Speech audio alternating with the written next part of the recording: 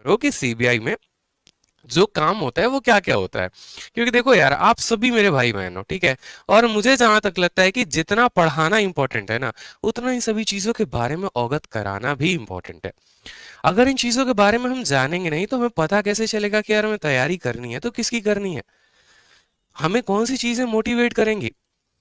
अगर एक किसान को खेती नहीं आती है, ठीक है, तो वो अनाज कैसे उगाएगा। आपको पता तो होना चाहिए कि आप किस पोस्ट के लिए बने हो। तो इसीलिए मैंने ये जो मुहिम है वो शुरू की है कि नहीं यार, एक पोस्ट तो डेली मैं अपने भाइयों को बताऊंगा जरूर आगे इस चैनल पे, ताकि वो सब्सक्राइब भी करे इसी विश्वास पे कि हाँ सच में मुझे कुछ सीखने को मिल रहा है, सच में कुछ मेरे लिए, मेरे फायदे के लिए बात हो रही है यहाँ पे, और किसी के लिए नहीं हो रही है। ठीक है, तो तुरंत वीडियो को जो है लाइक कर दो और चैनल को सब्सक्राइब भी कर दो। बात करते हैं वर्क के प्रोफाइल के बारे में। तो जैसे पहला काम आपने सुना होगा, इन्वेस्टिगेशन।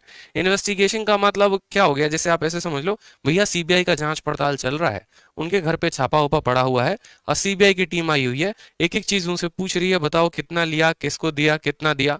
ठीक है, ये चीज ध्यान रखो। दूसरी बात, बच्चे कंफ्यूज होते हैं सर सीबीआई और ईडी में क्या फर्क है। तो भैया ईडी जो है ना, इन्फोर्समेंट डायरेक्टरेट, वो थोड़े बड़े लोगों पर छापा मारती है। जैसे भी देख रहे हो ना, जैकलिन फर्नांडिस जो है वो लपेटे में है, राहुल गांधी कभी कभी आ जाते हैं। तो ईडी जो होते हैं ना, ईडी वाले छोटे मोटे लोगों पे छापा नहीं मारते हैं, सीधा बड़े लोगों पे छापा मारते हैं। और हवाला का जितना भी पैसा का लेन देन होता है वो ईडी रखती है। सीबीआई के बारे में बात करें तो जैसे व्यापम हो गया, 2G हो गया, इनका इन्वेस्टिगेशन इन्होंने किया।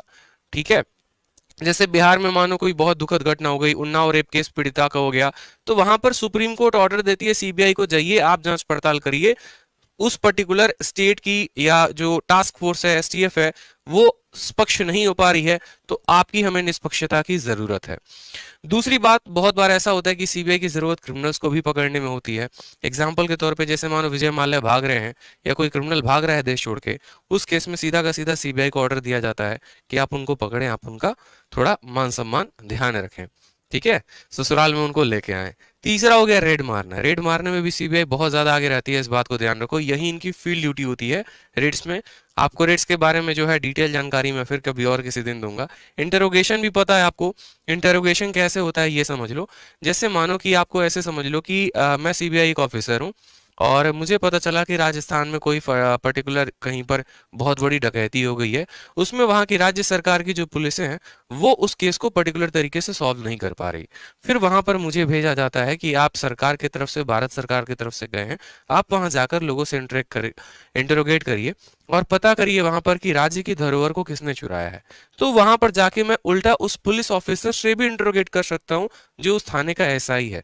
मतलब एक राज्य में, एक थाने में जो एसआई है और मैं सीबीआई का एसआई हूँ, तो मेरी पावर उससे लाख गुना ज्यादा होगी। ठीक है, मैं जाऊंगा तो मुझे बैठने के लिए चेयर मिलेगा और क्या क्या उनको करना पड़ सकता है ये आप समझ ही सकते हो। अगर आपको देखना भी होगा तो एक मूवी देखना जरूर, जिसमें अजय देवगन की एक मूवी है, मुझे एग्जैक्टली exactly ध्यान नहीं, जिसमें उन्होंने किसी की मतलब मार के हत्या कर दी है अपनी बेटी के वजह से। उसमें बड़े अच्छे तरीके से सीबीआई ऑफिसर का जो पावर है वो दिखाया गया है। इसके